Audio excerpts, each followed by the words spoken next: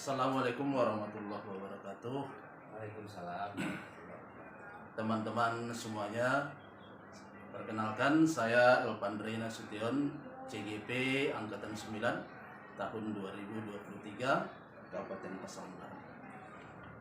Di sini saya akan menyampaikan wawancara dengan kepala sekolah mengenai dilema etika dan dilema moral dalam mengambil suatu keputusan di sebuah sekolah di SMP Negeri 2 Gunung Kidul. Perkenalkan, di sini saya bersama Bapak Kepala Sekolah Pak Iswan, Kepala SMP Negeri 2 Gunung Kidul pada saat ini. Baiklah, kita masuk ke sesi wawancara mengenai dilema etika dan dilema moral mengenai pengambilan keputusan di sekolah. Mungkin ini sering Bapak rasakan, kira-kira dilema yang terjadi dalam mengambil keputusan di suatu sekolah. Mungkin Bapak merasa ada sesuatu yang mengganjal diri atau mungkin perasaan tidak senang dalam mengambil suatu keputusan di sekolah. Apakah Bapak pernah mengalami dilema etika atau sesuatu yang mempertanggungjawabkan sikap dan etika, seperti mungkin kita terlalu emosional dalam menyelesaikan kasus siswa atau guru di sekolah kita? Baik Pak Andri, selamat pagi semuanya. Tentu di dalam menjalankan tugas dan kewajiban selaku kepala sekolah, seluruh permasalahan bermuara ke kepala sekolah. Ya. Jadi tidak terkecuali tentang permasalahan yang dialami berkaitan dengan dilema etika atau moral ini. Ya. Sumber masalah itu bermacam-macam. Ada yang datangnya dari siswa, ada yang datangnya dari guru, ada yang datangnya dari tenaga kependidikan, bahkan kadangkala ada juga yang datang dari pihak luar dari sekolah.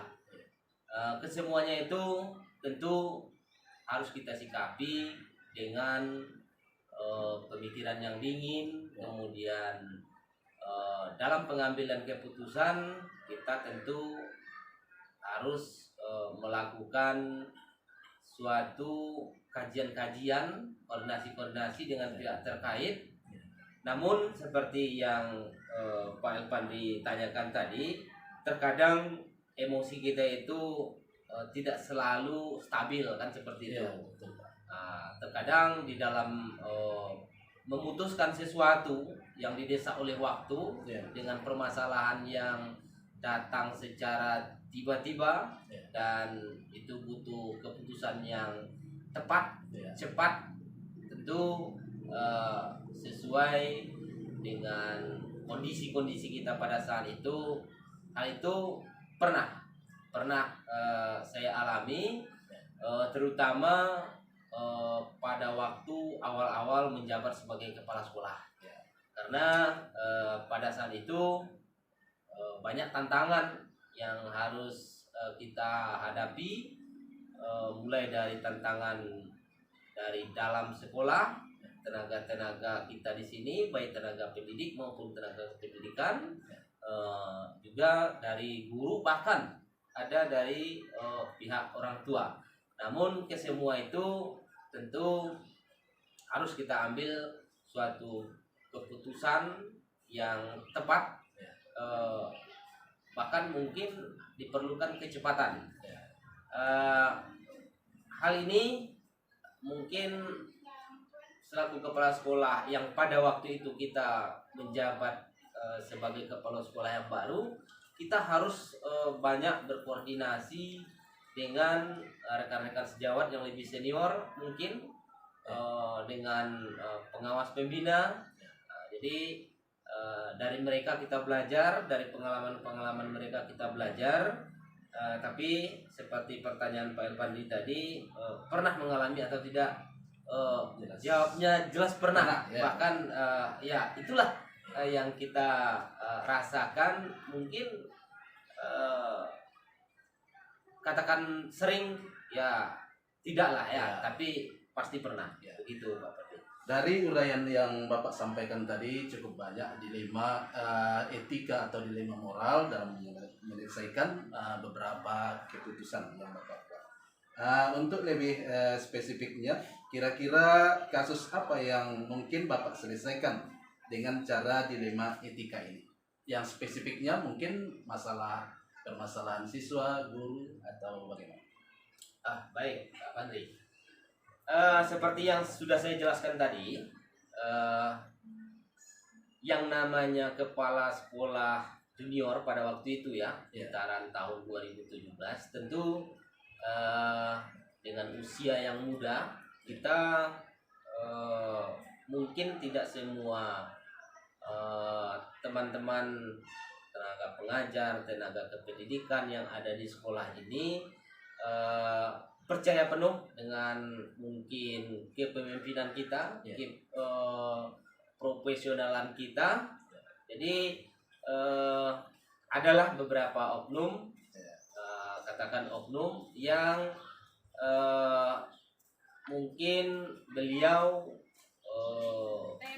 menguji ataupun ingin tahu tentang sampai sejauh mana kemampuan kita di dalam mengelola suatu satuan pendidikan tersebut. Jadi pada waktu itu kawan kita ini dalam hal menyelesaikan tugas-tugas pokok dan fungsinya di sekolah, bisa saja dia katakanlah mempertele-tele semacam laporan dan lain sebagainya, karena mungkin beliau menganggap bahwasanya kita kurang berpengalaman, belum mampu dan belum tahu tentang hal yang dia maksud. Jadi di situ tentu terjadi dilema antara kebutuhan sekolah dengan mereka yang memberikan. Jadi kita harus ekstra koordinasi, ekstra memberikan pemahaman, mungkin pembinaan. Namun karena mungkin di dalam pola pikirnya hal itu merupakan suatu katakanlah mereka lebih berpengalaman di bidangnya, jadi boleh dikatakan jual-jual mahal lah. Jual-jual mahal lah, seperti itu kira-kira. Oke, Pak. Dari uraian yang Bapak sampaikan tadi, kira-kira ada enggak pengaruhnya terhadap pengaruh jangka panjang atau mungkin pengaruh jangka pendek apabila kasus tersebut masih tetap ada, dan kira-kira apa tindakan lanjut yang akan Bapak? Ya, jelas ada Pak Elvandri. Jangka pendeknya tentu seluruh data, mungkin seluruh laporan yang dituntut oleh pimpinan, oleh dinas pendidikan itu tidak bisa kita tidak bisa kita penuhi. Untuk jangka panjangnya tentu berpengaruh kepada mutu pendidikan kita di sini. Jadi tindakan-tindakan yang saya ambil pada waktu tersebut adalah memberikan pendekatan-pendekatan, memanggil, berbicara face to face dengan beliau, terus berkoordinasi dengan pimpinan, baik itu di tingkat pengawas sekolah kita sebagai pengawas manajerial, mungkin juga kita terus intens berkomunikasi dan berkoordinasi dengan pimpinan-pimpinan kita yang ada di dinas pendidikan. Oke, Pak. Berikutnya Pak, melalui uraian yang Bapak sampaikan tadi, ada enggak suatu permasalahan yang Bapak rasakan itu sesuatu permasalahan atau uji coba yang melampaui batas? Sejauh itu belum ada Pak, belum ada. Tapi kadang-kadang kemampuan kita yang kurang untuk mengelola suatu permasalahan itu, disitulah mungkin kita mungkin lelah pikiran, lelah tenaga dan lain sebagainya. Ya, jadi sudah jelas permasalahan yang kita sampaikan tadi Pak. Di bagian terakhir di sini saya ingin menambahkan atau mengklarifikasi, kira-kira kalau terjadi permasalahan yang seperti itu pada penyelesaian kasus Bapak, mungkin ada beberapa orang yang Bapak panggil atau beberapa orang yang Bapak tunjuk untuk bisa berkonsultasi terhadap permasalahan. Apa yang Bapak lakukan? Ya, terima kasih Pak Badri. Tentu kita seperti yang sudah saya jelaskan tadi, kita akan pelajari, analisa di mana akar masalahnya, kenapa hal itu bisa terjadi. Sembari itu kita terus berkoordinasi baik dengan pengawas manajerial, bidang etika dinas pendidikan, dan mungkin orang-orang tertentu yang sudah berpengalaman, yang sudah lebih dulu menjadi kepala sekolah dibandingkan dengan kita. Jadi pengalaman-pengalaman mereka itu bisa saja kita ambil, kita telaah, kemudian kita sesuaikan dengan permasalahan yang ada di sekolah kita. Itu mungkin Pak. Ya, secara umum sudah sampai kita tanggap apa permasalahan yang Bapak rasakan, dilema etika dan dilema moral terhadap pengambilan keputusan yang Bapak. Terima kasih Pak untuk waktu yang Bapak luangkan untuk kami. Terima kasih. Sekian saja teman-teman pertemuan kami dengan Bapak Kepala Sekolah SMP Negeri 2 Gunung Tulek mengenai dilema etika dan dilema moral yang beliau sampaikan dalam mengambil keputusan. Terima kasih Pak. Baik. Assalamualaikum warahmatullahi wabarakatuh. Assalamualaikum warahmatullahi wabarakatuh. Perkenalkan saya Elvan Rina Sution, CGP Angkatan 9 tahun 2023. Di sini saya bertemu dengan Bapak Mulyadi, Kepala SD Negeri 19 Gunung Tulek. Di sini kami akan membicarakan mengenai pengambilan keputusan yang berkaitan dengan dilema etika dan dilema moral.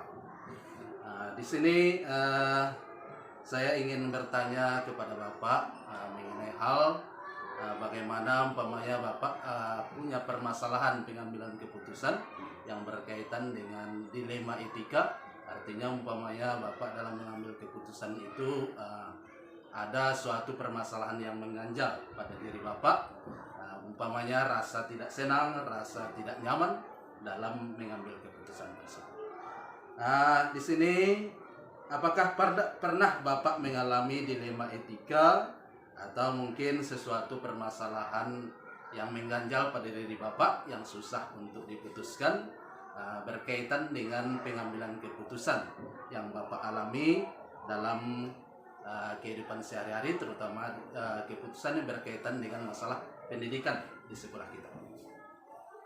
Ya, memang dari sisi dengan pertanyaan apa yang dipaparkan tadi, apakah pernah mengalami dilema etika, dimana seperti marah-marah. Ya, memang karena kita nuansanya adalah sekolah, ya, baik dia murid maupun guru, tentu pernah. ya. Namun di samping itu segala masalah itu kita menjawab pada permasalahan dulu. Ya.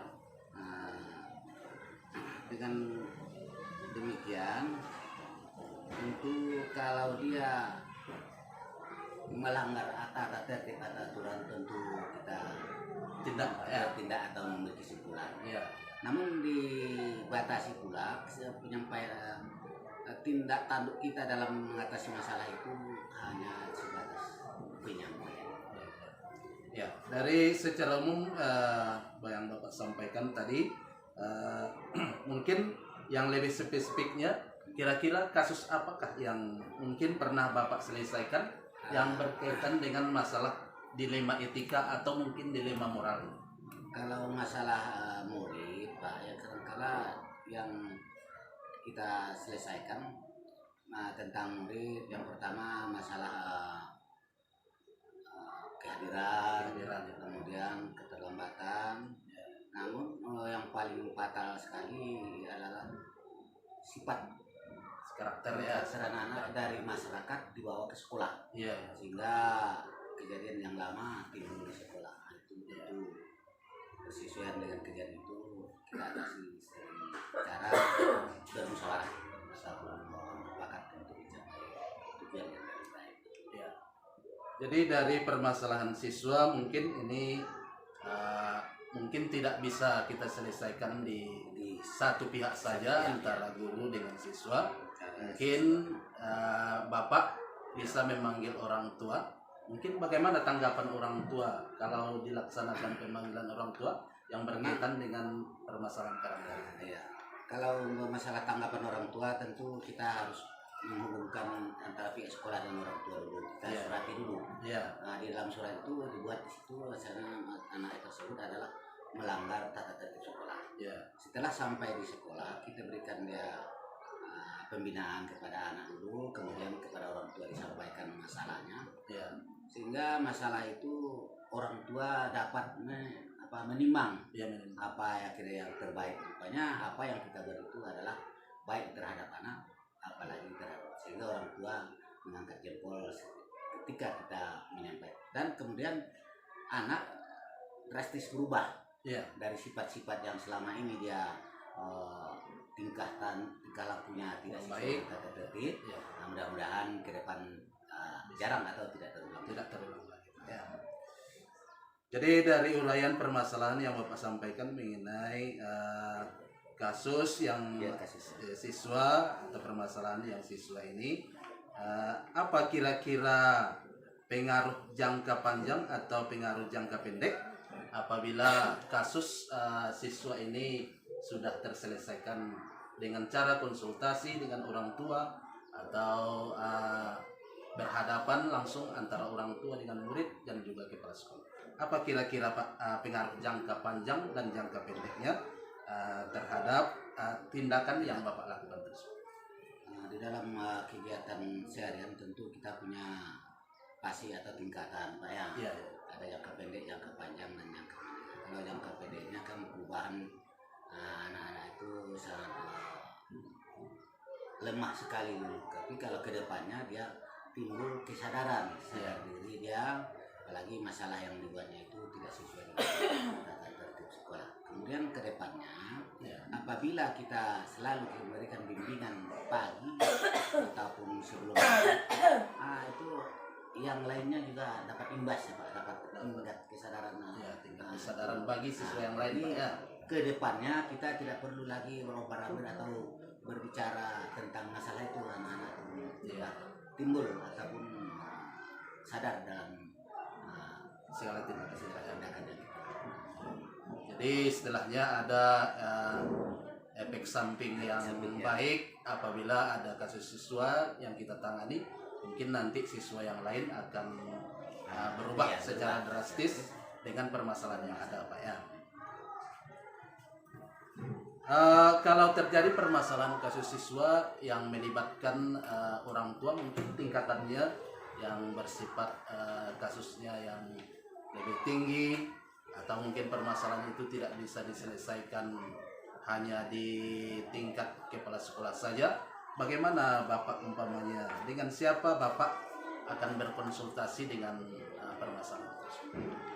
Itulah Pak anak, tentu lain orang lain pula tingkah lakunya Pak. Soalnya anak kadang-kadang lebih dari situ apa ya Pak, sifat-sifatnya. Tentu kalau dia melanggar dengan tata tertib sekolah, tentu kita panggil Pak. Ya.